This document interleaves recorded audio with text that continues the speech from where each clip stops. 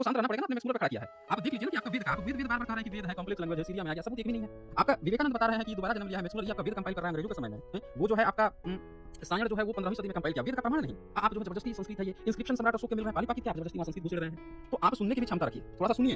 अगर आपको नहीं पता नहीं तो आप अपना एविडेंस दीजिए ना, जैसे मैं दिखा रहा हूँ, वैसे आप एविडेंस दे दीजिए। मेरा अगर कुछ आपको और भी है। नहीं, आपके प्रश्न से कुछ नहीं, और मैंने यहाँ एविडेंस की बात चल रही है, यहाँ एविडेंस की बात चल रही है, आप सुन लीजिए आप। नहीं, आप सुन लीजिए। आपने कहा ना कि एक्सपर्ट नहीं था, आप सुन लीजिए, आपके विवेकानंद खुद कह रहे हैं कि स्वयं सायण ने ही अपना भाष्य व्यक्त करने के लिए मैक्स मुलर के रूप में जन्म लिया है।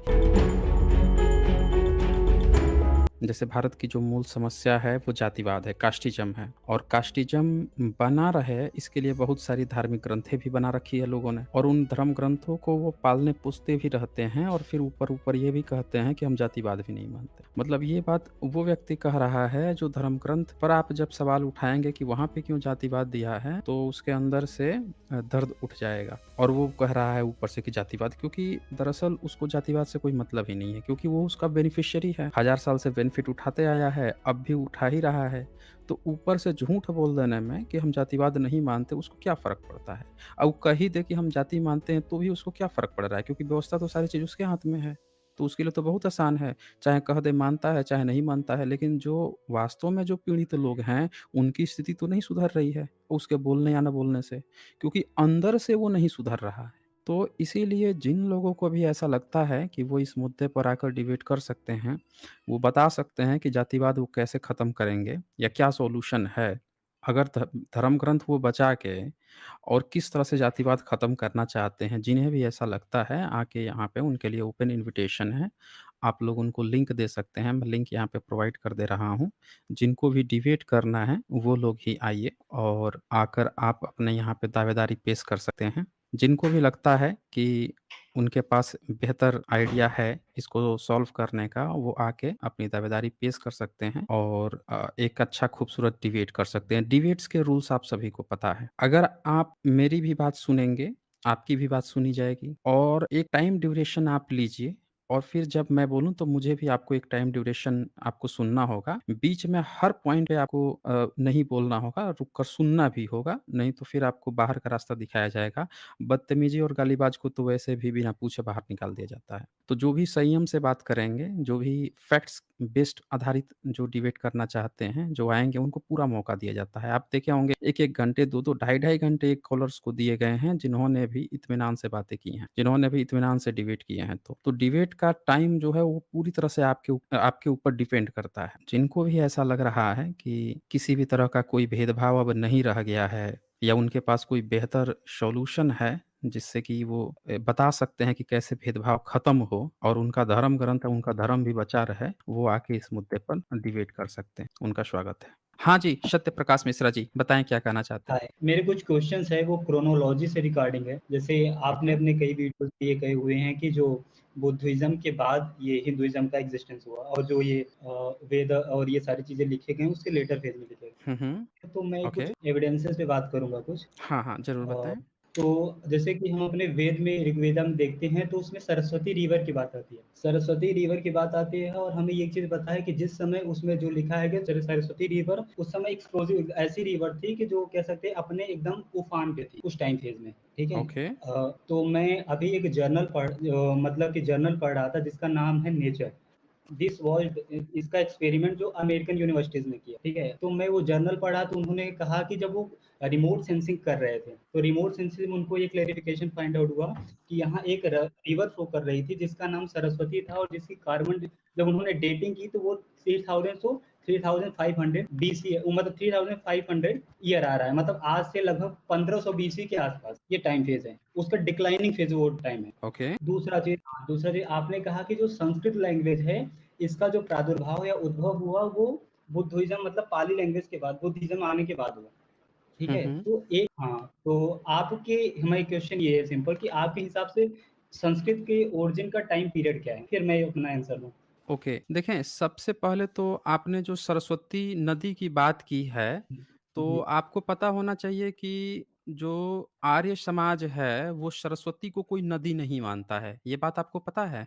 आर्य सम जो नहीं मैं उन्होंने वेदा की बात अपने वेद का हाँ, वेद नहीं, का नहीं मैं जो ये वेद आप जो मैं वेद का आर्य अनुवाद समाज किया है मैं मेरी बात वेद पे विश्वास करता हूँ और वेद की इंटरप्रिटेशन जो उपनिषद है उस पे रिलाई करता हूँ। वेद का जो अनुवाद हुआ है, उस हाँ, अनुवाद में आर्य समाज ने भी अपना अनुवाद किया है, उनकी वैदिक संपत्ति है या जितने भी आर्य समाजी हैं, उनका मानना है कि सरस्वती जो है कोई नदी ही नहीं है, वहाँ पे सरस्वती नदी के लिए शब्द ही नहीं आया है। ये बात आपको पता ठीक। है? वेद में जो सरस्वती शब्द की जो बात आई है, उसको नदी नहीं मानते हैं, आपके वैदिक जो उसको एक्सप्लेनेशन करते नहीं, हैं। ये बात आपको मैं पता है?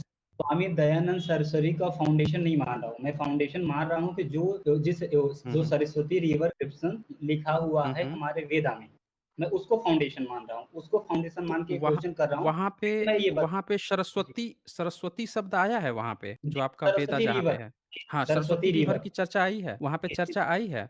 ये ऋग्वेद में है, ठीक है ना? नहीं, नहीं, अब सरस्वती सरस्वती जो आप नाम कह रहे हैं कि वहाँ पे किसी सरस्वती का नाम आया है, तो सरस्वती क्या रिवर, हाँ, सरस्वती और गंगा और यमुना ये नाम उसमें आए हैं नहीं, आपके यमुना वेद नहीं में? है सर, केवल सरस्वती रिवर का उसमें उद्भव है, गंगा यमुना नहीं है, ठीक है? गंगा यमुना नहीं है। तो गंगा यमुना केवल वहाँ पे जो आप नाम ले रहे हैं सरस्वती का, आपको एक बात यहाँ पे पता होगी कि भारत में जो सरस्वती जिसको कहा जा रहा है, वो एक देवी को कहा जा रहा है। ये भी आपको बात पता होगा। अगर सरस्वती मैं देवी मानता, मैं सरस्वती रिवर की बात कर रहा हूँ, मैं देवी की बात ही नहीं कर रहा। हाँ, तो नहीं तो सरस्वती रिवर ये आप खुद हाँ, एज़्यूम कर रहे हैं ना कि उसको आप रिवर नहीं, मान रहे हैं।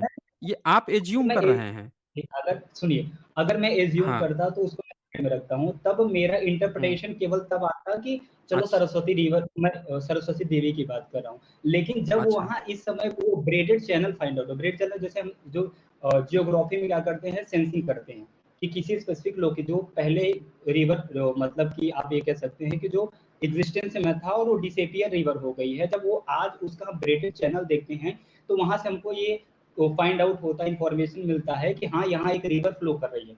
तो मैं वो जब जर्नल ठीक है, अमेरिकन जब वो जर्नल मैंने पढ़ा, नेचर नाम है उस जर्नल का, आप देख सकते हैं, ठीक है ना? उस वहाँ उसको जब मैंने पढ़ा तो उसमें कहा there was a river called, ठीक है, सरस्वती, ठीक है, which is written in the Vedic Vedas, ठीक है? दिस नहीं, वाज नहीं, फ्लोइंग इन द कैसे उसको 3500। उस उसको ये बात कैसे पता चला कि उस जो जिसकी वो बात कह रहा है, उसका नाम सरस्वती ही है? उसको ये बात कैसे पता चली? ठीक है, हमारे हिंदू स्क्रिप्चर्स में जब मैं बता रहा हूँ, मैं वेदा के कॉन्टेक्स्ट में बात कर रहा हूँ, मैं कह रहा हूँ वेदा हुँ, में हुँ। सरस्वती रिवर की आप शायद ऐसे कॉमनली इन्फॉर्मेशन श्लोका यहाँ मैं प्रोजेक्ट कर सकता हूँ अगर मैं चाहूँ तो। आप एक बार मुझे बता दीजिए कि ऋग्वेद के ठीक, कौन से मंत्र श्लोक में ये ज़िक्र आया है, ताकि उसको हम लोग दिखा सकें। पब्लिक को थोड़ा-सा बेटर वो अच्छा लगेगा ना कि कहाँ पे ये चर्चा आई है सरस्वती की, आपके वेद में। इसके वो आप लिए तो बता मुझे सकते ये हैं? ब्रेक कर इसके लिए तो मुझे ये फिर क्लोज करना पड़ेगा भैया जी। तो मैं फिर थोड़ी देर बाद आपसे फिर जुड़ पाऊँगा, ये चीज़ रहेगा। हाँ, चलो कोई इस बात टॉपिक को नहीं। मैं साइड, आप ठीक है, एक न मैं आप दूसरे से डिफरेंस आप की बात कर लेता हूँ उसको फिट करके, अच्छा, ठीक है, ठीक है? ठीक है। सुनें, ठीक सुनें, है, मेरी बात हाँ, सुनें। जी, आप उस जी, पॉइंट को लेकर आइए कि कहाँ पे आपके जी, वेद में इस चीज़ का ज़िक्र है, फिर मैं आपको ना वो जी, डॉट्स कनेक्ट करके दिखाऊँगा कि वहाँ ठीक, पे क्या बात चल रही है और कोई भी चीज़ जो वो बता रहे हैं, वो जी। कैसे उसको कनेक्ट कर रहे हैं कि उसी की बात चल रही है। हाँ, उसको समझ रहे हैं कनेक्ट ना? करने का पीछे क्योंकि उनके क्योंकि उनका जब लॉजिक आप क्या है?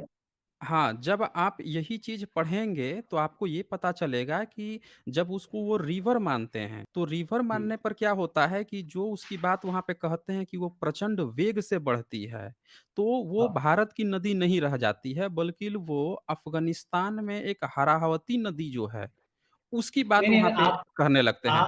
वही आप एक्सपर्ट जो हैं मेरी बात सुन मैं लीजिए, बता ये बात जो है अभी किताब आई है अर्ली इंडियंस, उसमें भी ये बात कही गई है कि अगर हम उसको सरस्वती मानेंगे, तो वो फिर यहाँ का भारत की वो नदी ना होके फिर वो अफ़गानिस्तान की नदी की बात मानी जाएगी, यहाँ की बात नहीं मैं होगी।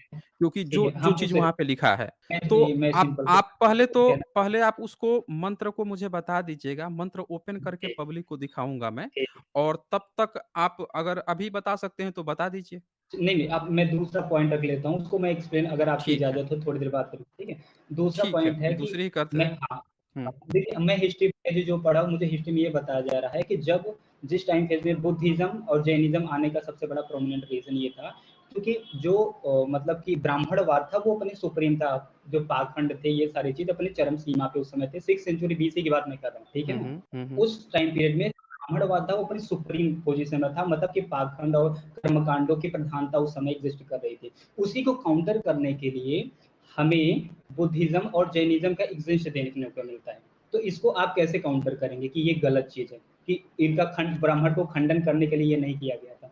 देखें, सबसे पहली बात क्या होती है कि जब भी हम इतिहास लिखते हैं, तो इतिहास जो है, जो भी लिख रहा होता है, वो क्या बताना चाहता है पब्लिक को, वो उसकी व्याख्या होती है। तो जो जी, भी व्यक्ति जब ये व्याख्या देगा ना कि बुद्धिज़्म इसीलिए खड़ा हुआ कि उसके सामने कुछ चीज़ें थीं, तो उसमें वो अपडेट के लिए खड़ा हुआ।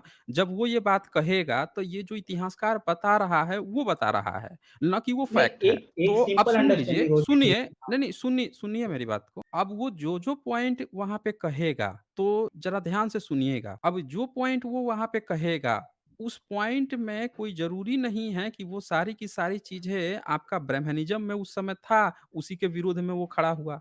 क्योंकि जब बुद्धा का जो डिबेट हुआ, बुद्धा के जितने भी जो शिष्य बने या जो लोग भी बने या बुद्धा को जब पूरे लोग मान लिए, तो वहाँ पे आप पूरा सारा चीज़ देखेंगे तो ब्रह्मनिज़्म का ना कोई रामायण की बात वहाँ पे आई शस्त्रार्थ में, ना किसी महाभारत की चर्चा होती है पूरे शस्त्रार्थ में, ना वहाँ पे किसी वेदा का शस्त्रार्थ होता है। क्योंकि जितने भी जो हिस्ट्री जो लोग आपको बताए हैं ये बात कि उस समय ब्राह्मण्स थे, तो जब डिबेट बुद्धा से अगर उनका हुआ तो वेद पे होना चाहिए था। क्योंकि उनके पास उस समय वेद ही था। अगर वेद था जो थियरी उन लोगों ने बुनी है, पर वेद में कहीं डिबेट की ही चर्चा नहीं आई है।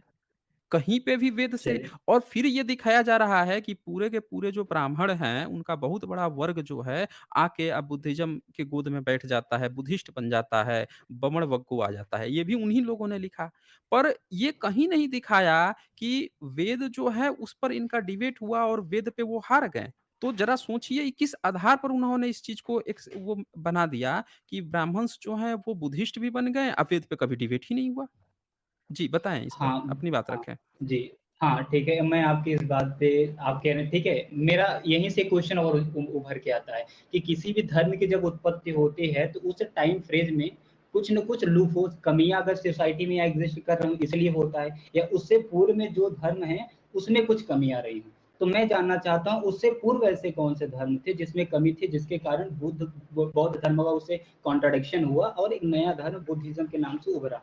अच्छा, आपने गंधार शिल्पकला देखी है? ठीक, आप कह रहे हैं गंधार मैं आप बताइए मैं नहीं आर्कियोलॉजी का देखा है, सब्जेक्ट नहीं कोई है। जी, अच्छा कोई बात नहीं, मैं आपको बता देता हूँ। जब गंधार शिल्पकला आप देखेंगे, तो वहाँ पे आप पाएँगे कि बुद्धा ने जब पहली बार जब अपने 5 शिष्यों को उपदेश दिया था, तो उस 5 शिष्यों को जो ब्राह्मणवादी आज के लोग हैं, उन्होंने ये दिखाया कि वो पाँचों के पाँचों ब्राह्मण थे। पर 7th जी, सेंचुरी का जो ह्वेनसांग के नोट्स हैं या अदर जितने भी जो बुद्धिस्ट टेक्स्ट हैं, वो बताते हैं कि नहीं वो 5 में से 3 तो शाक्य थे, 2 कुलीय थे। उन्हीं के अपने मातुल के 2 लोग थे या 3 उनके तो अपने सजातीय ही लोग थे। वो लोगों को हुँ, उनके पिताजी ने भेजा था, घर से भी वो भाग के नहीं गए थे, बल्कि इन पाँचों को बाद में भेजा कि जाओ तुम लोग उसके साथ रहना, ये नहीं कि जाके लेके आना और उन्हीं को वो पहली बार शिक्षा दिए। तो बुद्धिज़्म के हिसाब से जब आप हिस्ट्री को पढ़ेंगे तो बड़ा अलग-सा एक फ़ोकस आएगा, आपको लगेगा कि यार ये तो बेवकूफ़ बनाते हैं यहाँ के इतिहासकार हमें तो। अब दूसरी बात क्या होती है कि जब गंधार कला ईसा से पहली दूसरी सदी या ईसा से भी 100 साल पहले वो अपनी शिल्प कला बनवा रहे थे, तो उन्होंने वहाँ पे शिल्प कला बनवाई थी बुद्ध की और बुद्धा की जब शिल्प कला बनाई, वहाँ पे आपको जान के हैरानी होगा कि वहाँ पे धम्मचक्कपवतन दिखाया गया कि बुद्धा जो हैं एक व्हील्स को लेकर बैठे हुए हैं, धम्मचक्कपवतन कहा जा रहा है। आज भी बुद्धिज़्म में जब भी बुद्ध की बात आती है, तो धम्मचक्कपवतन की बात आती है कि उन्होंने पहले से जो धम्म चला आ रहा था, जो जिसको सनातन कहा जाता है, सनातन धम्म चला आ रहा था। आपका सनातन धर्म नहीं, सनातन धम्म जिसमें पूर्व बुद्ध हुए हैं, उसमें उन्होंने अपडेट किया। ये गंधार कला मैं आपको यहाँ पे दिखा रहा हूँ। ये जो है 2nd सेंचुरी गंधारा रीजन में बनाया गया है। और इसमें आप देख सकते सेकंड हैं बुद्धा बैठे हुए हैं और ये 5 शिष्य बैठे हैं और एक व्यक्ति यहाँ पे हाथ में कुछ लेके बैठा है, वो शिष्य नहीं है और ये दिखाया गया है कि पहली बार जब इन्होंने 5 इनके ही जो सजातीय लोग थे, इनको जब शिक्षा दी थी, तो उपदेश दिया था, तो वहाँ पे एक धम्मचक्र बनाया गया। ये तीली आप देख रहे सारनाथ। हैं आप? हाँ, सारनाथ में और यहाँ पे आगे मोर बैठे हुए हैं। मोर हुँ, नहीं, ये हिरन बैठे हुए हैं हाँ, और इन इंडस वैली में भी आपको हिरन दिखेगा, नीचे बैठे हुए। ठीक है, तो यहाँ पे भी हिरन दिख रहा है। तो ये शिल्पकला ये चीज़ दिखाती है और आज भी बुद्धिज़्म की जो प्रैक्टिस होती है, उसमें इनका धम्मचक्र प्रवर्तन दिवस मनाया जाता है। यानी कि उन्होंने धम्मचक्र जो है उसमें प्रवर्तन किया, उसमें चीज़ों को ऐड किया। आपके किसी ठीक, विरोध में नहीं खड़ा हुए। अगर आपका कोई ठीक, धर्म होता, तब उसके कोई विरोध में खड़ा होता ना। जैसे मुहम्मद जो थे, वो वहाँ पे जो परंपरा चल रही थी, उसके विरोध में खड़ा हुए थे। वहाँ पहले से मूर्ति प्रथा चल रही थी, तो मूर्ति प्रथा के खिलाफ खड़े हुए। लेकिन भारत में बुद्धा के पहले जो है कोई मूर्ति नहीं थी, तो बुद्धा का कभी ज़िक्र ही नहीं आया मूर्ति को लेकर। लेकिन इंडस वैली सिविलाइजेशन जो है, वहाँ पे छोटे-छोटे खिलौने मिलते हैं। अब अगर आपका कोई ब्राह्मणिकल सिस्टम था, अगर उनका कोई ब्रह्मा विष्णु अगर था वहाँ पे, तो उनको भी अपना कोई उनके ब्रह्मा विष्णु या राम कृष्ण इस तरह की कुछ कहानियाँ होनी चाहिए थी, जो नहीं मिलती है। ठीक, ठीक। ये कहानी भी अच्छा, त्रिपिटका में मिलती है। समझ जो गया, समझ आपका गया। नाम आया है ना राम का, वासुदेव का, तो ये सारी सत्य चीज़ें भी पिटक त्रिपिटक से आती हैं। जी। सत्य पिटक, विनय पिटक और अभिधम्म पिटक। और ठीक है। हुँ। यहाँ से एक क्वेश्चन इमर्ज हो रहा है कि जैसे हम लोग एक क्रोनोलॉजी पढ़ते हैं भैया जी। क्रोनोलॉजी ये है, या तो ये यूरोसेंट्रिक हिस्ट्री के द्वारा ये क्रोनोलॉजी आई है, या चाहे जो आप समझिए। उसी पे बेस्ड हम ये भी मानते हैं कि 6th सेंचुरी बीसी में बुद्धिज्म का जन्म हुआ। जैसे हम मानते हैं कि 23rd सेंचुरी बीसी से 1700 तक इंडस वैली सिविलाइजेशन का एग्जिस्ट रहा। ये कार्बन डेटिंग के द्वारा हुआ है, तो ठीक है। फिर 1700 से 1500 के बीच में क्या रहा, चैल्कोलिथिक पीरियड रहा है।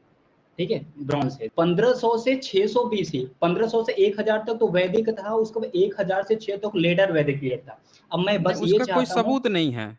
उसका कोई सबूत नहीं है, जो आप वैदिक कह रहे हैं ना, उसका हाँ, एक सिंगल सबूत आज तक नहीं मिला है कि वहाँ पे कोई ठीक, वैदिक था।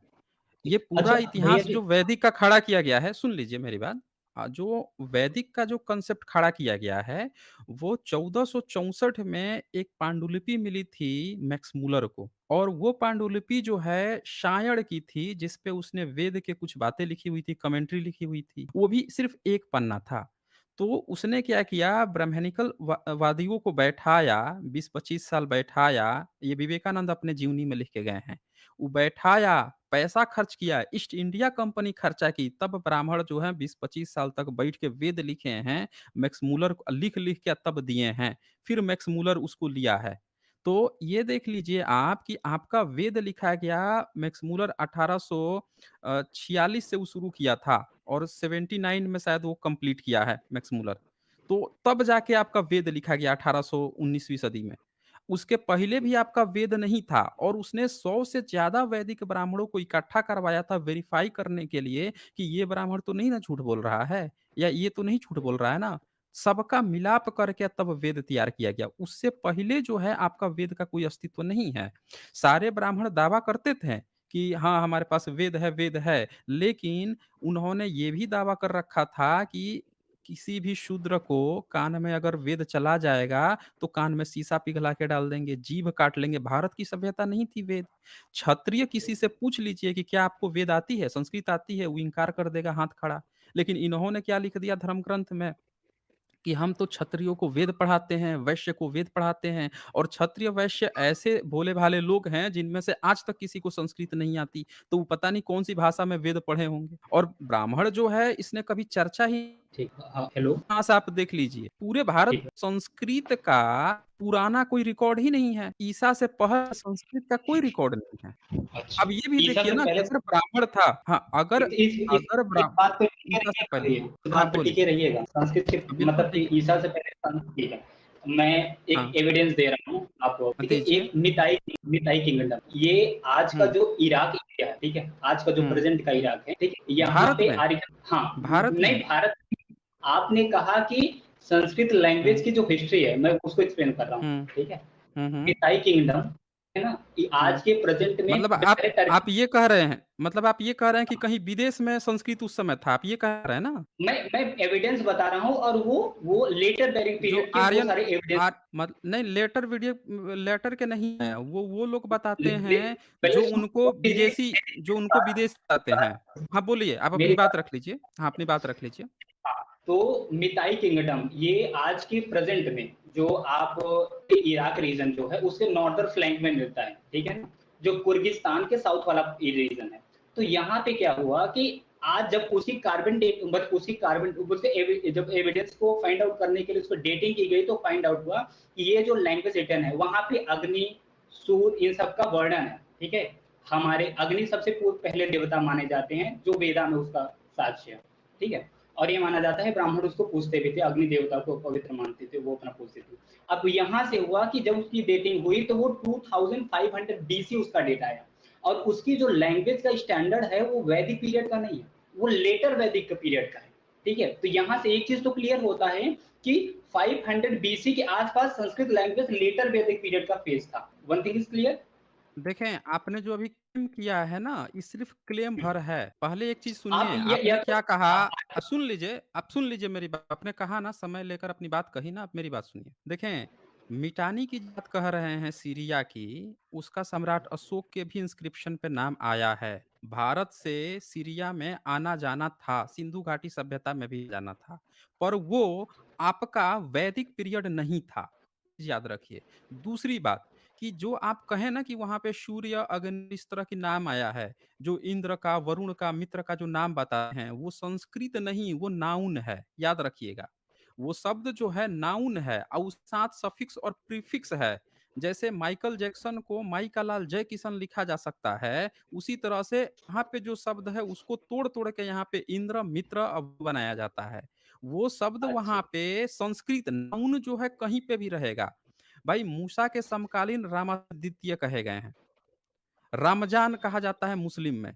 अब रमजान में से आप राम शब्द निकाल दीजिए, बाकी शब्द को हटा के कहिए कि देखें ये मुस्लिम जो हैं रमजान में तो हमारे राम को मैं ही याद कर रहे हैं।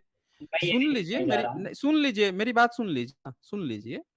अब रमजान जो शब्द है वो भारत का तो है नहीं। रमजान जो शब्द है अरबी है, फ़ारसी जो भी है और उसी तरह से रामसिस द्वितीय भी जो है वो भारत का शब्द नहीं है, वो भी विदेशी ही शब्द था। तो वहाँ पे भी राम नाम आया है, पर इसका मतलब ये नहीं कि वो आपके राम की बात कर रहे हैं, समझ रहे हैं ना? क्योंकि आपका राम जो है वो वेद में अगर उस समय वहाँ पे था उसमें भी होना चाहिए था वेद में। अब देखिए यहाँ पे कैसे फंसते कैसे हैं? ये बताइए ज़रा आप कि जो महाभारत हुई है वो कितने साल पहले हुई है? 5000 ईयर एगो बताया मतलब आज से 7000 साल पहले बताया जाता है मतलब 7000 5000 साल बीसी पहले। के आसपास। रामायण हाँ, रामायण रामायण कितना साल नहीं, पहले हुआ है? रामायण का अगर दो हमारे यहाँ दो इंटरप्रिटेशन है। इंटरप्रिटेशन एक तो ये है कि अगर आप स्क्रिप्चर्स के फाइंड आउट डेट भी देखेंगे क्योंकि जो जब कार्बन डेटिंग प्रोसेस होती है तो 50,000 के बाद की अगर वो कोई डेटिंग करने जाती है तो वो एक्सेप्टेबल नहीं होती क्योंकि वहाँ उसके बहुत ज़्यादा लूप होल्स इमर्ज होने कमियाँ आने लगती हैं उसमें। इसीलिए वो प्रिडिक्ट करता है कि 7000 बीसी के आसपास जो था वो रामायण का ये मैं नहीं कह रहा हूँ। मैं वो आर्टिकल में मैंने पढ़ा था कि नासा ने ये प्रेडिक्ट किया था कि जो रामायण घटना वो 7000 बीसी के आसपास हुई। देखें, अब आप अगर आप पढ़ेंगे दयानंद सरस्वती जो है ना, उन्होंने अपना ऋग्वेद भाष्य भूमिका लिखा है, आपका महाभारत है, आपकी गीता है, आपके तमाम पुराण हैं, तो उसमें त्रेता युग जो है वो 12 लाख समथिंग बताया गया है ईयर्स। द्वापर युग 8 लाख समथिंग बताया गया है और जो कलयुग है वो भी 4 लाख समथिंग बताया गया है। तो जी। अगर 7000 वाला जब आप आंकड़ा रखेंगे, तो जो रामायण में चीख-चीख के सारे आपके ब्राह्मणिकल लोग कहते आए हैं कि त्रेता युग में उनका जन्म हुआ था, वो पूरी तरह से थियरी गलत हो जाएगी। तो मैं 7000 वाला ये आंकड़ा जो यही है सुन यही लीजिए, मैं मेरी बात सुनिए, सुनिए, एक बात सुनिए। 7000 वाला आंकड़ा किसने तय किया है? तो आज की डेट में लोगों ने खुद से तय कर लिया है। अब एक एक बात समझिए, अगर अगर आपके धर्म ग्रंथ वाले नहीं जानते थे कि त्रेता युग में हुआ है, त्रेता युग की इतनी-इतनी लाख साल, तो वो रिकॉर्ड उन्होंने अपने किताबों में लगातार लिखते आए हैं। आज आप अपने हिसाब से मतलब अपने खाने के हिसाब से नमक उसमें मिला के उसको 7,000 तक ला रहे हैं, महाभारत को 5,000, जबकि आपके ही धर्म ग्रंथ जो हैं उसको मानते हैं, महाभारत को मानते हैं, कोई कहता है 2,500 साल पहले, बीबी लाल जो आर्कियोलॉजी का हेड था वो कह रहा है 2900 साल पहले। आपके अन्य जो किताबें हैं वो कहती हैं 3,000 साल, कोई 3,500, सब अपना अलग-अलग टाइमलाइन अलग-अलग बताती हैं। कोई भी 5,000 साल जो है एक एग्ज़ैक्ट डेटा नहीं बताता। रामायण का बहुत पहले बताता है, कोई 10 लाख, कोई 17 लाख साल पहले। अब ज़रा सोचिए, जिस मिटानी की आप बात कर रहे थे 3500, 3400, 3200 साल पहले, वहाँ पे जिसको आप संस्कृत दिखाने का प्रयास कर रहे थे, मुझसे बोल रहे थे ना कि हाँ, आप स्टैंड रहिएगा उस पे, मैं अभी भी स्टैंड हूँ। जी, वहाँ पे आपका हाँ। संस्कृत नहीं पाया गया है।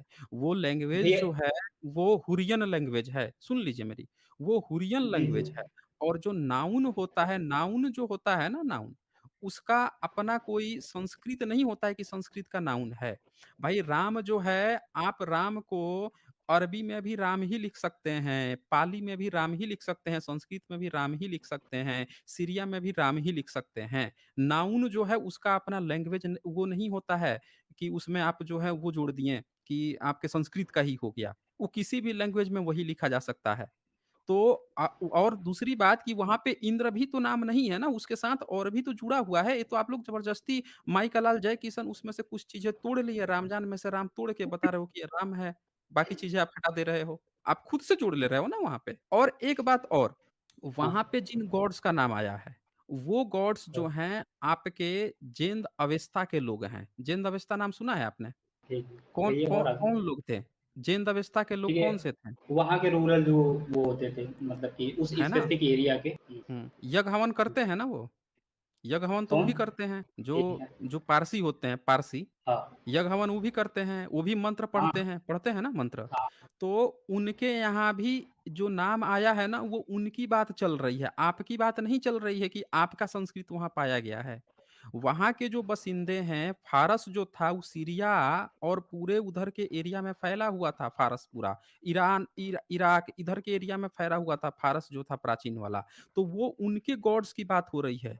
वहाँ से बाद में आपने उधारी में लिया है ना, और वो वहाँ भी से उधारी जिस उधारी में लिया गया है ना बाद में, क्योंकि बाद में जब 9वीं 10वीं सदी में जब मुस्लिम चढ़ते हैं, तब पारसी भारत में भाग के आते हैं। पारसी जो हैं वो भारत में भाग के आते हैं और भारत में आके यहाँ पे आके बुद्धिस्ट जैन बन के रहने लगते हैं। फिर क्या होता है, एक से। दूसरी शिफ्ट आती है मुस्लिम्स की। मुस्लिम जब वहाँ घुसता है पूरी तरह से, तो फिर वहाँ से अपना किताब भी लेके भाग के आते हैं जिंदवस्था। तब भारत में आके 10वीं सदी में उन लोगों को भी चूँकि किताब तो प्रॉपर थी नहीं, सब वो पीढ़ी दर पीढ़ी वाला वही चक्कर था कि हम मंत्र पढ़ते हैं, मंत्र तक कंपाइल किए भारत में आके 10वीं सदी में। फिर 14वीं 15वीं सदी में यहाँ के जो भारत के लोग थे, इन्होंने फिर वेद लिखा है, महिदर ऊवट सायण ने। उसके पहले आपका कोई वेद का रिकॉर्ड नहीं है। वेद जो है, ज़रा एक सवाल का जवाब दीजिएगा आप कि जी, वेद का जी, जी। आपको पता है पहला भाष्यकर्ता कौन है? शायद वेद व्यास में क्लियर नहीं हूँ। नहीं, वेद व्यास का तो सबूत नहीं है ना। आज भी वेद व्यास के नाम से कोई भाष्यकर्ता नहीं मिलता है ना। आज भी भारत में वेद का जो सबसे पुराना भाष्य है वो महिदर ऊवट सायण, ये कौन से सदी के थे? 14वीं 15वीं सदी के। अब जरा सोचिए कि जिस लैंग्वेज की आप बात कह रहे हैं संस्कृत की, उस लैंग्वेज पूरे भारत में कहीं नहीं पाई जाती थी। पूरे भारत में कहीं संस्कृत जो आप कह रहे हैं ना वो नहीं पाई जाती थी, जिसको आप हाँ, वैदिक संस्कृत कहेंगे, जो वेद की भाषा कहेंगे। तो पूरे ठीक। भारत के लोगों को वेद की भाषा नहीं आती थी। उसका अनुवाद यानी कि उसका भाष्य भी जो किया, जिसने भी उसकी व्याख्या की, महिदर ऊवट सायण ने 15वीं सदी में, वो भी संस्कृत में की। अब पूरे भारत की जनमानस की भाषा संस्कृत नहीं थी। ये देखिएगा, ज़रा ध्यान से अब दीजिए। तो हाँ, हाँ, ठीक। अगर अगर अगर जब भी कोई विदेशी चीज़ होगी या कोई भी एक ऐसी चीज़ होगी जो आम जनमानस की भाषा नहीं होगी, तो अगर उसको समाज पे भी लाना है, समाज के लोगों को भी जानना है, तो आपको उसका ना उनकी भाषा में अनुवाद करना पड़ेगा। एवेंजर जो है इंग्लिश में आप भारत में लगा दीजिएगा, पाकिस्तान में लगा दीजिएगा, तो सिर्फ़ कुछ गिने-चुने लोग जो अंग्रेज़ी जानते हैं, वही उसको देख पाएँगे। आम जनता नहीं देख पाएगी। उसके लिए उनको उनकी लैंग्वेज में, यानी कि जो हिंदी भाषी हैं उनको हिंदी में, तमिल, तेलुगु और कन्नड़ जो भी है उनकी भाषा में रिलीज़ कराया जाता है कि वो लोग भी उसको देख सकें। तो जिसकी जो लैंग्वेज नहीं होती है, उसको उसकी सभ्यता तब वो मानी जाएगी जब उसका उसमें अनुवाद हो, नहीं होगा तो उसका थोड़े माना जाएगा, हैं? आप बताइए भारत के लोग संस्कृत नहीं जानते हैं, भारत के लोग वैदिक संस्कृत नहीं जानते हैं। ब्राह्मण्स कह रहा है कि हम तो कान में शीशा पिघला के डाल देंगे, जीभ काट लेंगे अगर वेद का उच्चारण करोगे और यहाँ पे एक नया प्रोपेगेंडा खड़ा किया गया कि वे भारत में कोई वैदिक कल्चर था, अब वेद का प्रभाव था लोग वेद से चलते थे। बताइए, लोग यहाँ की भाषा ही वो नहीं जानते हैं और ये एक अलग प्रोपेगेंडा चलाया गया है। मतलब तो ये आप इस बिलीव थियरी नहीं को करते कि अच्छे से आप ये समझें। हाँ, इस नहीं हाँ, पहले मैं इस चीज़ को बस समझिए ना, समझिए इस चीज़ को आप पहले। इम्पोज कर रहे हैं बात पूछने नहीं दे रहे हैं दोबारा।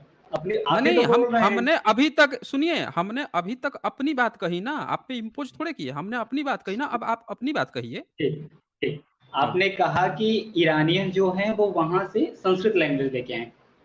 नहीं, हमने नहीं कहा, हमने ये ठीक बात है, नहीं इसका कही। मतलब इंडिया में संस्कृत लैंग्वेज का ओरिजिन किसी दूसरे लैंग्वेज के इन्फ्लुएंस से हुआ, आप ये कहना चाहते हैं? पाली प्राकृत को ही बुद्धिज़्म ने मॉडिफाइड किया है, उसका बनावटी बनाया। बनावटी मतलब बा संस्कृताइज़ ठीक, का हिंदी जो होता है बनावटी होता है, ठीक है। नकलची होता अब है, एक तो उसको अब एक बनाया क्वेश्चन आ रहा और धीरे-धीरे विकास हुआ, जो इंस्क्रिप्शन में आपको देखने को मिलेगा। धीरे-धीरे है। डेवलपमेंट हुआ है उसका। एक हुँ, यही क्वेश्चन एक इमर्ज होके आ रहा है कि जो हुँ, संस्कृत लैंग्वेज है अ, वो लैंग्वेज जो है वो इंडो यूरोपियन लैंग्वेज के का हुँ, फॉर्मेशन है। ये जो हुँ। पाली लैंग्वेज है ये ठीक है, इंडो और यूरोपियन से फॉर्मेशन हुआ या द्रविडियन से फॉर्मेशन हुआ? द्रविडियन से काहे होगा? ठीक है, वहां से भाई फॉर्मेशन जो बुद्धिस्ट जो हैं, ये देखिए ये गलतफ़हमी आप लोगों की दूर कर देता हूँ। पता नहीं कौन बेवकूफ़ जो है इंडो यूरोपियन की कहानी आप लोगों को पकड़ा दिया है। ये चीज़ अच्छे से हम समझ यही जाइए। भारत में जितने भी लोग पढ़ने आते थे, जितने भी हम्म, लोग यहाँ पे पढ़ने आते थे, वो सभी के सभी लोग जो हैं उनके लिए बुद्धिस्ट लोगों ने एक लैंग्वेज इजाद की, पाली-प्राकृत को थोड़ा-सा मॉडिफ़ाई किया और उसका व्याकरण बनाया। व्याकरण बनाने वाले व्यक्ति का जो नाम था, वो था ज्यादित्य, जो बुद्धिस्ट था, त्रिरत्नों का पालन करता था और हम्म, उसने उसने क्या किया, काशिका वृत्ति बनाई थी उसने। जादित्य जो है, उसने बनाई थी काशिका वृत्ति, वो पढ़ने को दिया जाता था, जितने भी जो भारत में आते थे बौद्ध विश्वविद्यालय में पढ़ने के लिए। उसको पढ़ने के बाद से लोगों को ये चीज़ पता चलता था। मैं आपको सबूत दिखाता हूँ। सबूत दिखाऊँगा तो शायद आपको वहाँ से थोड़ा-सा बेहतर आइडिया लग पाएगा। एक ये देखिए, ये देख लीजिए ये। हमें ये 7th ऐसे सेंचुरी में नहीं मैं समझिए किसी संस्कृत का कन्फ्यूज़न आपका दूर कर देता हूँ मैं। से आप आपका जो एक्सेप्ट ही कन्फ्यूज़न है वही हाँ, चीज़ है, बोलिए। आप मेरी बात समझ नहीं रहे हैं। मैं ये कह रहा हूँ कि हुँ, आप हुँ। डेवलपमेंट के स्ट्रक्चर को मानते ही नहीं हैं, कि लैंग्वेज का किसके डेवलपमेंट कैसे स्ट्रक्चर को? होता है, कि नहीं, हम उसी कैसे को बता रहे हैं, हम उसी को बता रहे हैं कि डेवलपमेंट कैसे हुआ है। आप नहीं मैं समझ बस पा रहे हैं ना? आप बताइए संस्कृत कैसे वैदिक का डेवलपमेंट हुआ? आप ही बता दीजिए ज़रा हमें। हम तो यहाँ पाठ वही खोले वही हैं, आप बता दीजिए हमें। आप बताइए कैसे ठीक है। डेवलपमेंट हुआ है? हाँ, हाँ, हुँ, प्लीज़। देखिए, कोई भी लैंग्वेज का जब डेवलपमेंट होता है तो अगर लैंग्वेज जब एक जनरेशन से जब ओल्ड से न्यू की ओर हम जर्नी करते हैं तो लैंग्वेज में पहले कॉम्प्लेक्सिटी होती है, ठीक है? इनिशियल फेज़ में इसीलिए जब हम जो एविडेंस अभी मिला है, ठीक है? जो मिताई कह रहे हैं आप कि वहाँ संस्कृत का कोई एविडेंस ही नहीं मिला है, मैं तो चाहूँगा जितने लोग देख रहे हैं, बस वो जाके सर्च कर लेंगे। अगर वहाँ संस्कृत का एविडेंस नहीं मिला होगा तो मैं नहीं मानता हूँ, ठीक है ना? और मैं सरस्वती का भी एविडेंस नहीं मानता आप कह रहे हैं तो, ठीक है? मैं ये कह रहा हूँ कि वो 2500 बीसी इंडिकेट कर रहा है। आज से अगर मैं देखता हूँ कि इनका क्या नाम है मौर्य डायनेस्टी में चंद्रगुप्त मौर्य 323 बीसी में वो गद्दी पे बैठे 323 ईसा पूर्व में, ठीक है? और उनका नाम वहां पे रिटर्न है, ये कैसे पॉसिबल हो सकता है? पहली चीज, ठीक है। दूसरी चीज, 1 हाँ, मिनट क्या दूसरी कहा चीज ये है आपने? इसको रिपीट कर दीजिए। चंद्रगुप्त का क्या कहा कि आपने? कहाँ पे अवेलेबल है? चंद्रगुप्त गद्दी पे 323 ईसा पूर्व में बैठे। 326 ईसा पूर्व में अलेक्जेंडर ने इंडिया पे अटैक किया था, ठीक है? उसके 3 साल बाद ये गद्दी पे बैठे, ठीक है? घनानंद की मृत्यु के पश्चात। क्लियर है? हाँ, हाँ, बोलिए। ठीक है। और 269 बीसी में जो टाइम फेज था उस समय को बीसी में इनका क्या नाम है, हाँ, अशोका जी ने वो गद्दी पे बैठे। तो अब जब ये कार्बन जब यहाँ इसका एविडेंस निकला, ये कह रहा है 2500 बीसी, 2500 बीसी आज से डेटिंग किया जाता है। इसका मतलब कि वो जो टाइम फेज रहा होगा वो क्या रहा होगा, वो हरियंका डायनेस्टी के आसपास रहा होगा, ठीक है? उसके बाद या तो आप समझ लीजिए कि नंदा डायनेस्टी के मैं मान ले रहा हूँ कि नंदवंश के मान लीजिए हो गया, ठीक है? आप कह रहे हैं नहीं उसमें रिटन एविडेंस है, ठीक है? मैं जाके फिर सर्च करूँगा, मैं आशा करूँगा जो देख रहे हैं वो भी ये सर्च करें। फिर नहीं, मैं तीसरी समझ चीज़ नहीं नहीं है पा मैं रहा हूँ मैं अभी भी नहीं समझ पाया हूँ कि आप ये क्या बोल रहे हैं यहाँ पे। मैं कहना ये अगर चाह रहा हूँ कि जो अलेक्जेंडर ने यहाँ हमला किया, ठीक है? हाँ, चंद्रगुप्त मौर्य गद्दी पे बैठे, सम्राट अशोक गद्दी हाँ, पे बैठे, यहाँ से आप क्या कहना चाह रहे हैं? हाँ। चंद्रगुप्त गौड़ 326 ईसा पूर्व में बैठे थे। इसका मतलब केवल 2300 साल।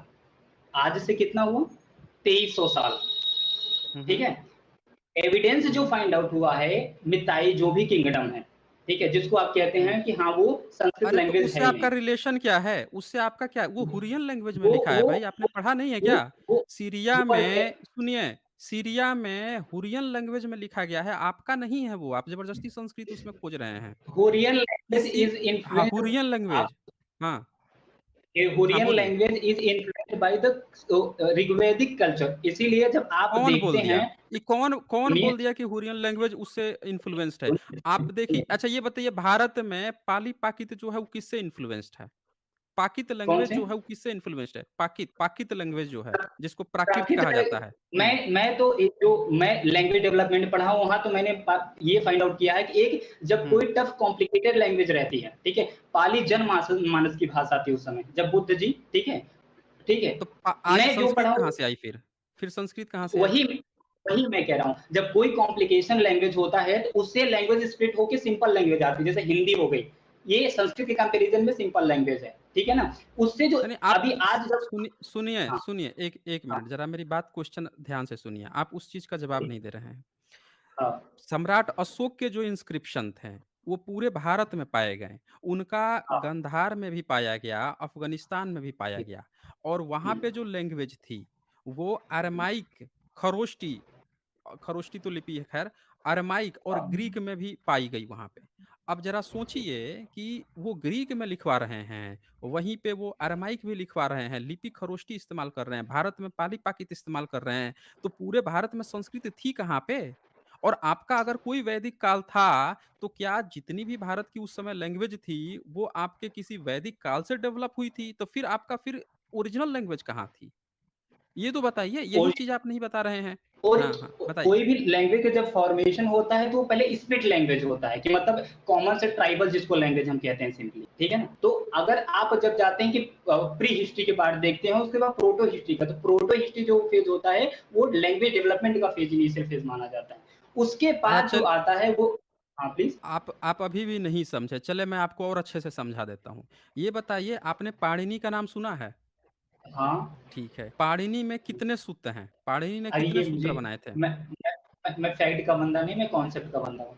तो आप समझिए ना संस्कृत का डेवलपमेंट हाँ, कैसे हुआ, संस्कृत कैसे लिखा हाँ, जा सकता है, बोला जा सकता है, वो चीज़ समझिए हाँ, आप। पाणिनि में आज 4000 सूत्र प्रोवाइड किए जाते हैं, लगभग 4000 हुँ, सूत्र और उन हुँ, 4000 सूत्र में से अगर आप कुछ सूत्र निकाल देंगे, तो आपके संस्कृत जो है लूल्हा-लंगड़ा हो जाएगा। मतलब उसको नहीं ठीक, लिखा जा सकता, नहीं अच्छे से किया जा सकता है। पर आपको ये बात पता होनी चाहिए कि पाणिनि का जो सूत्र है, वो 7th सेंचुरी में मात्र 1000 था। यानी उस समय संस्कृत डेवलप नहीं थी, आज संस्कृत डेवलप हुई है। आप पता नहीं कहाँ संस्कृत ले जा रहे हैं। ठीक। 7th सेंचुरी में पाणिनि के मात्र 1000 सूत्र थे। ये बात आपको पता है? हुँ। आप कह रहे हैं, हम मान रहे हैं। चलिए आगे। नहीं, हम कह नहीं रहे, हम सबूत के साथ बोलते हैं ना, अरे! ठीक है ना? हाँ, एविडेंस आप क्या दे रहे हैं वो हमको भी पता है। आगे करिए।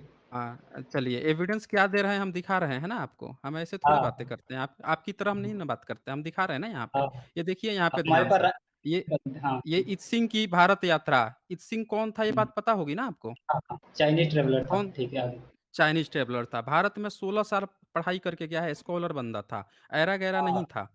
तो ये बंदा ठीक है। क्या बोलता है अपने नोट्स में लिख के गया कि महत्वपूर्ण सिद्धांतों की एक संक्षिप्त रूप से व्याख्या की गई है, इसमें 1000 श्लोक है और यह हुँ, पाणिनि की रचना है। समझ रहे हैं? तो पाणिनि की रचना 7th सेंचुरी में सिर्फ़ 1000 श्लोक थी। ठीक ध्यान है। सुनिएगा ये, इत्सिंग इ सिर्फ़ इत्सिंग 1000। इत्सिंग तो इत्सिंग अब किसके टाइम हाँ, में आया था? इत सिंह आया था जो सम्राट हर्षवर्धन थे उनके समय में। ठीक है, 3rd एंड सम्राट 4th हर्ष सेंचुरी जब 6th थे and 6th century BC. 6 AC 6 नहीं एडी 6th सेंचुरी से 6th इस सेंचुरी नहीं एडी। अरे 7th सेंचुरी कहा जाता है, एक्चुअल टाइम पीरियड हो गया 629 से 645 ईस्वी। ठीक। ठीक है? तो जब हुँ, 1000 सूक्त में आपके जितने भी आज के वो हैं, आपके ब्राह्मण विद्वान, जा से बोल दीजिएगा कि आप जो 4000 का ये ग्रामर बना के रखे हो, जो सूत्र बना के रखे हुए हो पाणिनि के नाम पे, उसमें से 3000 निकाल दूँ, तो 1000 से की सहायता से आप संस्कृत लिख दोगे? कहेगा नहीं लिख पाएँगे। क्योंकि उस ठीक। समय ये जो पाणिनि था, ये पाली-पाकित था, पाली-पाकित मिश्रित में इस्तेमाल होता था। तब आपकी क्लासिकल संस्कृत संस्कृत डेवलप ही नहीं थी।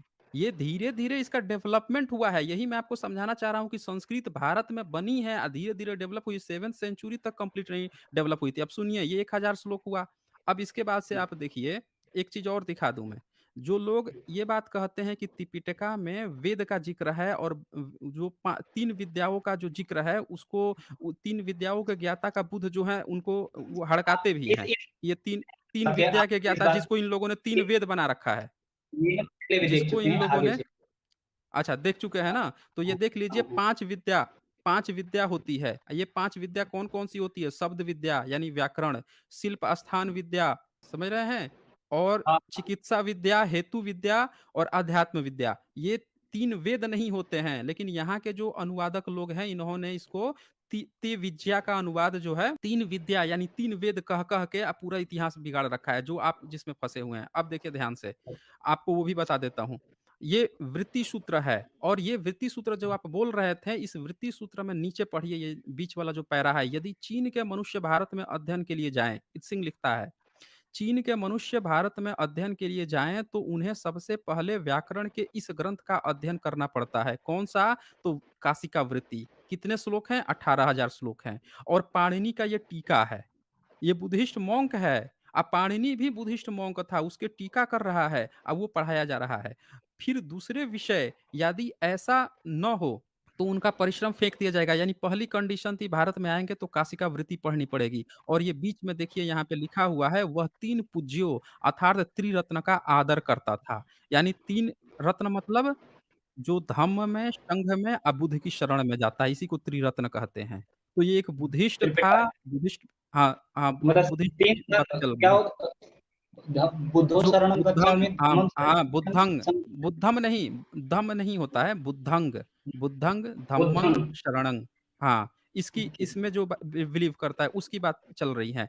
तो ये वृत्ति सूत्र पंडित जयादित्य की रचना है। ये जयादित्य था व्यक्ति और ये मरा कब? तो 30 वर्ष पहले 661-662 में मरता है। अब इसकी जो काशिका वृत्ति है, इसका टीका लिखता है पतंजलि। ये आगे देखिए, ये ऊपर चूर्णी टीका, ये चूर्णी टीका जो है ये पंडित पतंजलि की रचना है। आप सुन लीजिए ना, मैं आपको पूरा कांसेप्ट बता देता हूँ जहाँ आप फँसे हुए हैं। आप जो फँसे हुए हैं वो पूरा कांसेप्ट यहाँ से लेके जाइए। आप जो उस समय से यूरोपियन ये बता रहे थे, सारे इतिहासकार फँसे हुए हैं लोग, वो मैं यहाँ पे आपको बता रहा हूँ। सुनिए ध्यान से, कहीं बताएगा कोई नहीं बताएगा आपको। अब यहाँ पे चूर्णी जो है ये कौन लिख रहा है? पतंजलि। पतंजलि कब का है? तो जब चूँकि काशिका वृत्ति का ये टीका लिख रहा है, वृत्ति सूत्र का टीका लिख रहा है, यानी ये भी 7th सेंचुरी का है। लेकिन आपके इतिहासकार लोग पतंजलि को कहाँ स्थापित किए हैं? तो ईसा से 200 साल पहले।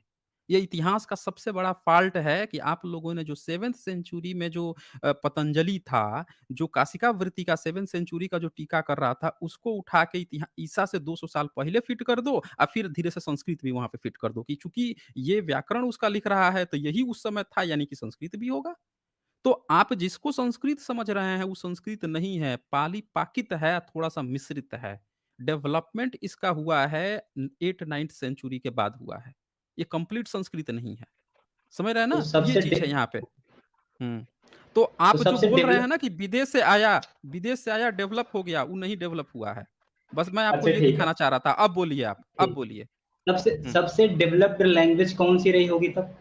ऑफ कोर्स पाली-पाकित थी। बुद्ध की जब सारी बातें ठीक है। जो हैं पाली-पाकित में हुँ, लिखी गई, तो वही डेवलप रही होगी। संस्कृत का तो ठीक, मतलब ही बनावटी होता है। ठीक। संस्कृत का तो मतलब क्या हुआ? हाँ, हाँ, पाकित का हाँ। क्या मतलब हुआ? नहीं, पाकित का क्या अरे, मतलब हुआ? अब हो गया भैया जी, अब मैं फिर यहाँ से काउंटर हुँ, क्वेश्चन आता है, तो जो क्या कारण प्रकृति है, से आया है। हाँ, बोलिए। अगर ये कारण होता तो क्यों ना प्राकृत लैंग्वेज को आज जो हुँ, भी रिसर्चर्स मैं एकदम एविडेंस मैं बात कर रहा हूँ, आप भी फ़ैमिलियर होंगे। हुँ, क्या रीज़न है हुँ। कि इसको आज की सबसे एक्यूरेट लैंग्वेज संस्कृत को क्यों माना जाता है? पहले इसको तो पाली को माना जाना चाहिए था। दूसरी चीज़ क्यों कौन संस्कृत को हाँ, मानता है? कौन मानता आपको है नहीं पता संस्कृत है? को? जब सबसे पहला वो सुन लीजिए, हाँ। मैं एविडेंस वो हाँ, हाँ, ठीक है? बोलिए। कार्ल बोलिए, सैगन, बोलिए। ठीक है? ये हाँ, एस्ट्रोनॉमिस्ट थे, कार्ल सैगन, ही कौन वाज़ थे? फ्रॉम रसिया और क्या चीज़ थे वो? एस्ट्रोनॉमिस्ट थे हम, ठीक है? क्या थे वो? मतलब एस्ट्रोनॉमिस्ट? एस्ट्रोनॉमिस्ट थे, ठीक है? रसिया से थे कार्ल एस्ट्रोनॉमिस्ट या सैगन, एस्ट्रोलॉजिस्ट थे? एस्ट्रोलॉजिस्ट नहीं एस्ट्रोनॉमिस्ट थे, ठीक है? अच्छा, क्या करते तो थे वो? हाँ, करते क्या थे वो? वो मत ठीक है, तो जो भी हम यहाँ से उपग्रह कुछ भी छोड़ते थे, ठीक है? अच्छा, हुँ, जो भी उपग्रह छोड़ते थे, सबसे पहला जो उपग्रह रसिया से छोड़ा गया था, ठीक है, स्पुतनिक, हुँ। तो उसमें जो सबसे पहला सिंबल जो लिखा गया था, उन्होंने क्या लिखा था? संस्कृत में वो लैंग्वेज में लिखा था। ये रीज़न होता था पाली में क्यों नहीं रखते? पहली चीज़, दूसरी चीज़, हाँ, तो अभी अगर ये अभी रीज़न आपको मैंने अब मैंने आपको क्या बताया, आपने ध्यान से हाँ, नहीं सुना कि हाँ, जिसकी ग्रामर ही बुद्धिस्ट मोंक बना रहे हैं और बुद्धिस्ट मोंक जो संस्कृत का डेवलपमेंट किए हैं, आपका नहीं है जो आप सोच रहे हैं कि आपका संस्कृत है। इसकी डेवलपमेंट ही भैया बुद्धिस्ट ने की है, बुद्धिस्ट विश्वविद्यालय में हुई और सुन लीजिए मैंने आपको डेवलपमेंट दिखाया है। 1000 सूक्त की व्याख्या जयादित्य ने 7th सेंचुरी में 18,000 में की और फिर जो है चूर्णी जो है उसका वो 24,000 पे गया और फिर भर्तृहरि 25,000 उसका बनाता है। ये डेवलपमेंट हो रहा है। 7th तो सेंचुरी में संस्कृत जो है आपका अभी कंप्लीट नहीं है। उसकी चीज़ है वो लिख रहे हैं रसिया वाले, आपका संस्कृत नहीं लिख रहे हैं, जो आप सोच रहे हैं। अच्छा, अच्छा तो एक चीज़ आप ये बताइए कहना मुझे हाँ, एक चीज़ हाँ, मुझे हाँ, बताइए, प्लीज़ बुद्ध चरितम कौन से लैंग्वेज में लिखा गया है? नाम सुना है आपने अश्वघोष का? नहीं, हम अश्वघोष के वो सुने हैं, शायद संस्कृत लैंग्वेज में लिखी गई। संस्कृत में लिखी गई। अच्छा अश्वघोष कौन से नहीं सदी का था? देखिए मैं हिस्टोरिकल अंडरपिनिंग की फैक्ट इतना भी तो मेरा जानिए, जानिए ना आप उसको। यहीं मैं पे तो मैं आपकी ग वो नहीं वही मैं चीज़ आप नहीं वो समझ चीज़ पा रहे हैं ना। वही मैं चीज़ वो आप नहीं चीज़ समझ कह पा रहा रहे हूँ। हैं। आप जो सोच रहे हैं ना कि संस्कृत आज डेवलप हो गई है, तो आपकी हो गई है, नहीं, उसकी आधार ही बुद्धिस्ट ने रखी है। अभी बुद्ध चरितम जो है चलो आप बोल रहे हैं आप संस्कृत में लिखी गई। सुन लीजिए हाँ, ना। जब हाँ, जब संस्कृत जो है संस्कृत में लिख दिया अश्वघोष ने, तो अश्वघोष हुँ, क्या था? बुद्धिस्ट था या आपके ब्रह्मनिज़्म को फ़ॉलो करने वाला था? ठीक है, मैं मान लो ब्रह्मनिज़्म को मान चला आप कह रहे हैं। आप हाँ, कहना क्या कौन था चाहते हैं? वो? वो तो बोल बुद्धिज़्म को दीजिए ना, फ़ॉलो करता था, बुद्धिज़्म ठीक को है। फ़ॉलो करता था। तो उसी के समय में अगर आपका कोई ब्रह्मनिज़्म था, तो वो भी तो कोई किताब लिखा होगा ना? बता दीजिए हमें। अगर उसने कोई किताब लिखी हो तो, बोल दीजिए। मैं जो कह रहा हूँ आप सुन नहीं रहे हैं। अब देखिए नहीं, नहीं, अब दे फिर से आप नहीं देखें, सुनिए। आप पता है कहाँ चले गए थे? अभी रसिया में चले गए कि कोई लॉन्च हो रहा है, आप सीधे पहुँच गए इधर 20वीं सदी में। हम बात कर रहे हैं इतिहास की, जो डेवलपमेंट हुआ है संस्कृत का, आप वेद जो स्थापित कर रहे थे उसकी। आप क्या किए थे पूरा का पूरा शिफ्ट करके चले गए थे वहाँ पे, इसीलिए मैं फिर वापस आपको सही ट्रैक पर लेकर आया हूँ। और आप कह रहे हैं कि आपकी बात नहीं सुन रहा हूँ। मैं जब डिबेट करता हूँ या जो बात करता हूँ तो टू द पॉइंट करता हूँ ना, उसी टॉपिक पे बात करता हूँ। मुद्दा भी कहाँ वहाँ से कोई मतलब नहीं है ना।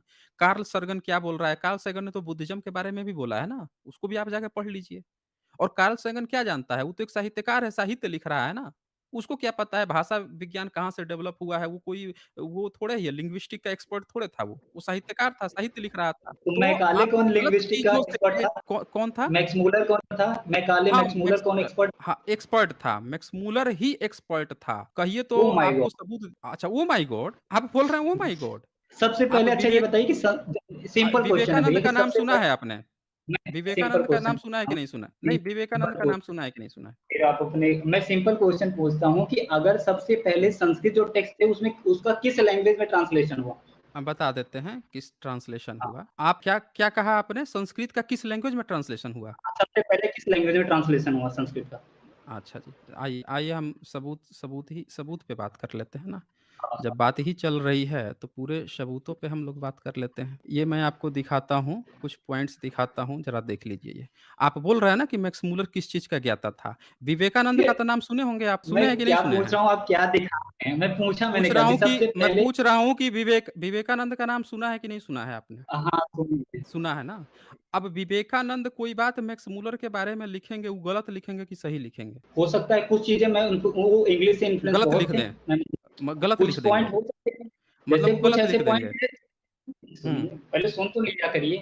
मैं सुन रहा कहता हूँ मैं। हूँ हुँ, हाँ, मैं वही कह रहा हूँ। मैंने सिंपल क्वेश्चन हुँ, पूछा कि सबसे पहले हुँ, संस्कृत जो टेक्स्ट थी, वो किस हुँ, यूरोपियन लैंग्वेज में ट्रांसलेट की गई? और आप हमको हुँ, हुँ। विवेकानंद तब हम बताएँ हाँ, कि वही मैक्स बता रहा हूँ मुलर सुन अरे भाई क्यों सुनिए आप, सुनिए, आप फिर मुद्दा को घुमा रहे हैं। मैंने आपसे पूछा कि विवेकानंद मैक्समूलर से मिल के भी आए थे, आपको नहीं पता होगा। ये मिल के भी आए थे, इसीलिए मैं इनको खोल रहा हूँ कि आप जानिए सही चीज़ से। अभी आप मैक्समूलर से सिर्फ व्हाट्सएप यूनिवर्सिटी, फेसबुक यूनिवर्सिटी से सुने होंगे। मैं उस बंदे का रेफरेंस दे रहा हूँ जो उनके सामने गया है, उनसे मिला है, उनकी वाइफ से भी मिला है। वो मैक्समूलर भारत में नहीं रहता था, ब्रिटेन में रहता था। और मिल हाँ, के बाकायदे उसके बारे में सारी बातें भी लिखे हैं, इसीलिए इनका रेफ़रेंस दिखा रहा हूँ। अब ध्यान से सुनिए क्या कहे हैं। आप बोल रहे थे ना कि मैक्स मूलर किस चीज़ का हाँ, एक्सपर्ट था। सुन लीजिए मैक्स मूलर किस चीज़ का एक्सपर्ट था। ध्यान से देखिए, क्या लिखते हैं आपके विवेकानंद। आपके विवेकानंद बोले हैं कि मैक्स मूलर जो हैं उनका मैं एक हिस्सा हो जाता उनके 100 हिस्सों में से, तो मैं धन्य हो जाता। देख लीजिए, ये देखिए ये क्या लिखते हैं। भारत के प्रति उनकी कैसी असीम भक्ति है। आप लोग जो है मैक्स मूलर को विलेन इसलिए बना दिए हैं क्योंकि मैक्स मूलर ने पोल बहुत ज़्यादा खोल दी ना, सही-सही बात दिखा दी। अच्छा, यहाँ पे विवेकानंद अपनी डायरी में लिखे हैं कि भारत के प्रति उसकी कैसी असीम भक्ति थी, बीच में देखिएगा। काश उस शतांश अनुराग का एकांश भी मेरे अंतस में होता तो मैं धन्य हो जाता।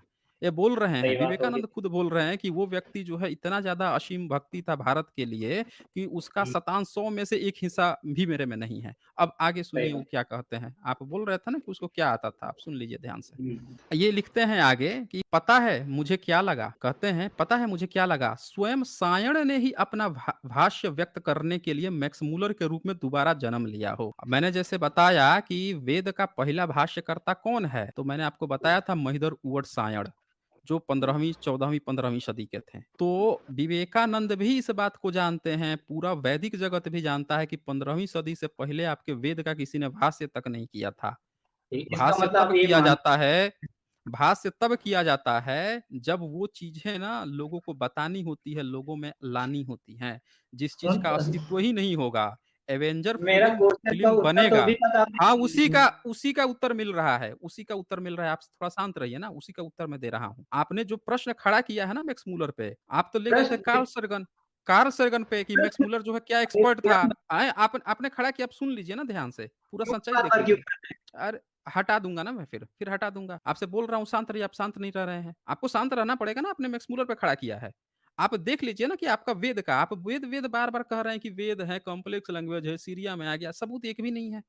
आपका विवेकानंद बता रहे हैं कि ये दोबारा जन्म लिया है, मैक्स मूलर ये आपका वेद कंपाइल कर रहा है अंग्रेजों के समय में, हैं? वो जो है आपका उम सायण जो है वो 15वीं सदी में कंपाइल किया, वेद का प्रमाण नहीं। आप जो है ज़बरदस्ती संस्कृत है ये, इंस्क्रिप्शन सम्राट अशोक के मिल रहे हैं, पाली-पाकित क्या आप ज़बरदस्ती वहाँ संस्कृत घुसेड़ रहे हैं। तो आप सुनने की भी क्षमता रखिए, थोड़ा-सा सुनिए, अगर आपको नहीं पता है, नहीं तो आप अपना एविडेंस दीजिए ना जैसे मैं दिखा रहा हूँ, वैसे आप एविडेंस दे दीजिए। मेरा अगर प्रश्न आप कुछ देंगे और तो था आपका भैया जी, देखूँगा। नहीं, आपके प्रश्न प्रश्न से कुछ नहीं और था। मतलब है ना, यहाँ एविडेंस की बात चल रही है। यहाँ एविडेंस की बात चल रही है, आप सुन लीजिए आप नहीं, आप सुन लीजिए। आपने कहा ना कि एक्सपर्ट नहीं था, आप सुन लीजिए आपके विवेकानंद खुद कह रहे हैं कि स्वयं सायण ने ही अपना भाष्य व्यक्त करने के लिए मैक्स मूलर के रूप में जन्म लिया है। तो आपका वो बात कि मैक्स मूलर कौन-सा एक्सपर्ट था, वो बात खारिज हो जाती है। क्योंकि उसके समय के जो आपके लोग थे, वो उसकी तारीफ़ कर रहे थे और वो मान रहे थे कि उनसे भी ज़्यादा विद्वान वही व्यक्ति है। समझ रहे हैं ना? आज आप लोग उसका इसलिए मज़ाक उड़ा रहे हो कि वो सही-सही बात लिख गया और उनके समय में सब लोगों ने एक्सेप्ट किया था। आज आपको इसलिए कहने की ज़रूरत पड़ रही है क्योंकि पोल खुल रही है और सुनिए वो क्या कहता ठीक, है। ये आगे नीचे कहता है जो वेदों के भाष्यकार हैं, ज्ञान की ज्वलंत मूर्ति हैं, उनके लिए वर्णाश्रम, जाति-भेद क्या चीज़ है? यानी वो वर्णाश्रम, जाति-भेद नहीं मानता था। फिर ये आगे लिखते हैं यहाँ नीचे कि यह ऋग्वेद छापने के लिए ईस्ट इंडिया कंपनी ने 9 लाख रुपए दिए थे। सुन लीजिए अब ध्यान से पूरा सुन लीजिए, जान ही जाइए आपकी कहानी क्या है यहाँ पे, ये कोई आप लोगों को बताता नहीं है। फिर इसमें क्या लिखते हैं ये कि मेरे इस प्रश्न देश का के उत्तर तो दे भारत दीजिए। के वही तो उत्तर दे रहा हूँ, वही तो उत्तर दे रहा हूँ, आप सुन नहीं रहे हैं ना? फिर आप कहिएगा कि आपको रोका जा रहा है। फिर ये कहते हैं ईस्ट इंडिया कंपनी में 9 लाख रुपए दिए थे, उससे भी काम नहीं चला तो इस देश के सैकड़ों वैदिक पंडितों को मासिक अर्थ देकर काम में नियुक्त किया गया था। विद्या और ज्ञान के लिए इस प्रकार के विपुल अर्थ व्यय का इस प्रकार की प्रबल ज्ञान तृष्णा इस देश युग में किसी ने भी क्या देखा है? मैक्स मुलर ने स्वयं ही अपनी भूमिका में लिखा है कि 25 वर्षों तक केवल पांडुलिपि ही लिखते रहे। जितने भी ये लोग लिख रहे थे ब्राह्मण, पांडुलिपि 25 साल लगाए थे। उसके बाद उसे छपाने में 20 वर्ष लग गए, 45 साल। तब जाके आपका किताब छपा है, तब आपका वेद आया है। और ये अच्छा, अंग्रेज जो पूछ है, लूँ? ये जर्मन अब जो है, पूछ लूँ? ये जर्मन सब तो अन्य चले जाइएगा ना फिर। यहाँ तो आप पूरी तरह से एक्सपोज़ हो गए यहाँ पे। आप मैक्स मूलर पे सवाल खड़ा कर रहे थे, वो आके आपका वेद का कंपाइल किया है। विवेकानंद लिख के जा रहे हैं कि कोई भारत में जो है, ये ऊपर लिखे भी हैं यहाँ पे, लिखते हैं खासकर उस देश में जहाँ विद्या और वित्त दोनों ही मौजूद हो, वे अगर वहाँ जन्म न लेते, तो प्रकांड ग्रंथ प्रकाशन का खर्च कहाँ से जुटाते? तो आपके वेद की छपाई जो है किसने की थी? मैक्स मूलर ने करवाई, और सैकड़ों ब्राह्मण, वैदिक ब्राह्मण पंडित को पैसा दे के करवाया था। आपके ब्राह्मण लोग पैसा ले लेके खूब मोटा माल खा के या तब जाके लिखे हैं, तब आपका वेद दुनिया के सामने आया है। आप बोल रहे हैं कि ज्ञाता ही नहीं था, तब जाके इंग्लिश में ट्रांसलेट किया है। आप विवेकानंद बोल रहे हैं खुद की वो है। तो आप जो है मुद्दा चेंज किए मैक्स मूलर को दिखाने के लिए कि वो खराब था, लेकिन उसके समय के आपके लोग उसकी तारीफ कर रहे थे। एक हुआ। दूसरी बात कि वेद जो है मैक्स मूलर के समय में भी आप लोग लिखित रूप से नहीं रखे हुए थे। विवेकानंद खुद ये बात कह रहे हैं कि ये किताब की छपाई जो है अपना पैसा खर्च करके मैक्स मूलर जो है छपवा पाया। आप लोग वेद तक नहीं लिख पाए थे अंग्रेजों के समय तक। समझ जाइए, ये हालत है। और आप बोल रहे हैं कि भारत में वैदिक कल्चर था, भारत में ये था, दूसरों के कान में शीशा पिघला के डाल रहे थे, और आप जो है यहाँ लैंग्वेज का सबूत नहीं दे पाए, संस्कृत कैसे पुरानी है। आप यहाँ पे 2-3 मुद्दे लेकर आए थे। पहला सरस्वती का था जिसका नहीं सबूत दे पाए, ना श्लोक बता पाए।